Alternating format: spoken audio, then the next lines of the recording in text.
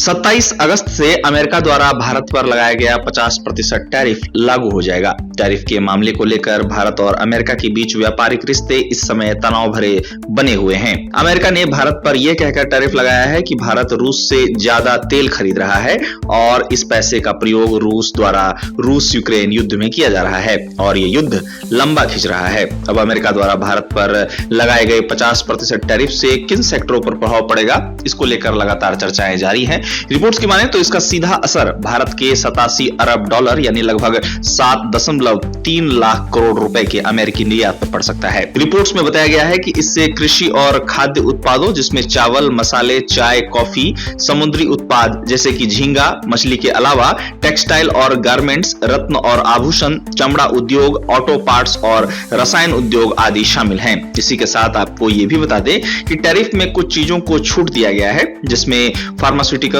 Semiconductors, ऊर्जा संसाधन जैसी कुछ रणनीतिक श्रेणियां शामिल हैं। इस बात से इनकार नहीं किया जा सकता कि भारत के लिए अमेरिका बड़ा बाजार है। भारत और अमेरिका लंबे समय से व्यापार कर रहे हैं, पर वर्तमान में जो हालात हैं वो पहले कभी नहीं रहे। अमेरिकी राष्ट्रपति डोनाल्ड ट्रंप के दूसरी बार अमेरिका की सत्ता में आने के बाद अब हालात काफी ज्यादा बदल गए हैं। अब अमेरिका द्वारा भारत पर लगाए गए टैरिफ का असर केवल भारत पर ही नहीं बल्कि अमेरिका पर भी दिखाई देगा, खास तौर पर बासमती चावल, कॉफी, समुद्री उत्पाद और मसालों के लिहाज से। अब टैरिफ के कारण भारतीय कृषि उत्पादों की कीमत अमेरिका में बढ़ जाएगी, जिससे वहां के उपभोक्ताओं की जेब पर भी असर पड़ेगा। बता दें कि अमेरिका में झींगा और अन्य सी फूड की कीमत बढ़ जाएगी और आपको ये बता दें कि इसकी मांग वहां के रेस्टोरेंट्स में काफी ज्यादा है। इसके साथ ही अमेरिका में भारतीय सोने और चांदी के आभूषण भी महंगे हो जाएंगे। इसके साथ ही भारत से निर्यात होने वाले ऑटो पार्ट्स से असेंबल होने वाली गाड़ियां भी अमेरिका में महंगी हो जाएगी। कुल मिलाकर देखा जाए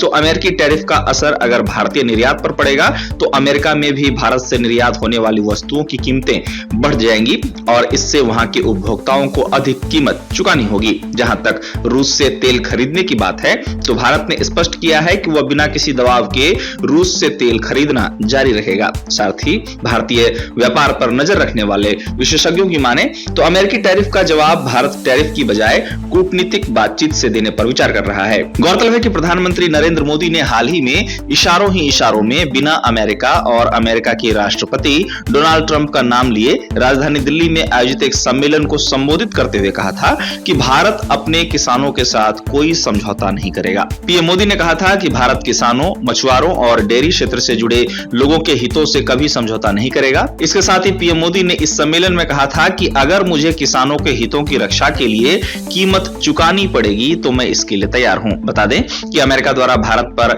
50% टैरिफ लगाए जाने के बाद से ही अमेरिकी राष्ट्रपति डोनाल्ड ट्रंप को सोशल मीडिया पर आलोचनाओं का सामना भी करना पड़ रहा है। साथ ही अमेरिकी अर्थशास्त्रियों का कहना है कि ट्रंप अपनी टैरिफ नीति के कारण अमेरिका को पीछे ले जा रहे हैं और भविष्य में इसका खामियाजा अमेरिका को भुगतना पड़ सकता है।